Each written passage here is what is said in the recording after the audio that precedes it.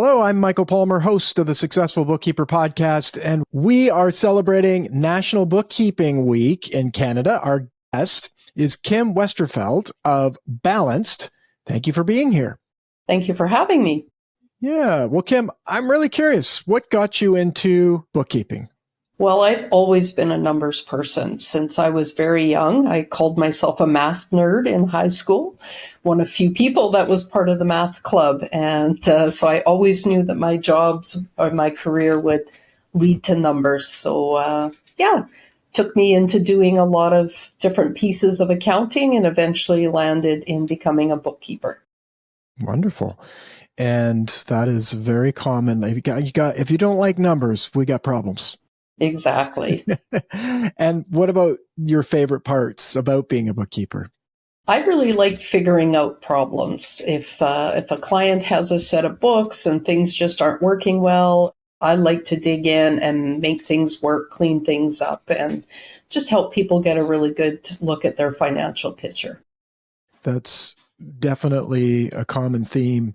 And I always love hearing that. And I always think about the business owner who does not enjoy those problems, and you love those problems. It's just a perfect relationship.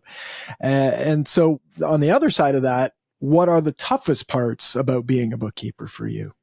I think, getting some clients to really understand the value and that, we're not just processing transactions, that we really are helping to give them a full financial picture and the benefits for them to have that in a timely manner and to be able to work with them. So we can usually get there, but not everybody sees that right off the bat. And so is there a specific way that you communicate with your clients in order to do that? Yeah, just through some regular meetings, especially at the beginning of the relationship, building that trust and then being able to show them reporting and how not having information affects that and the way it can look and the benefits that they will have if they give us all that information and how it helps them grow their business and understand their business. Okay. And so for people getting into the industry, new bookkeepers, what tips would you give them for starting out to have a successful career in bookkeeping?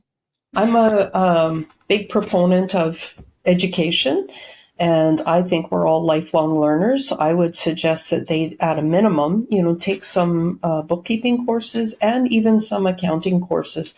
Some of the very basic or introductory accounting courses can give them a really good idea of what the CPAs are looking for and what the information that they're putting into the books should look like on the other end. And it gives you a really full picture of how things should come out in the reporting and that, and how to explain that to your client.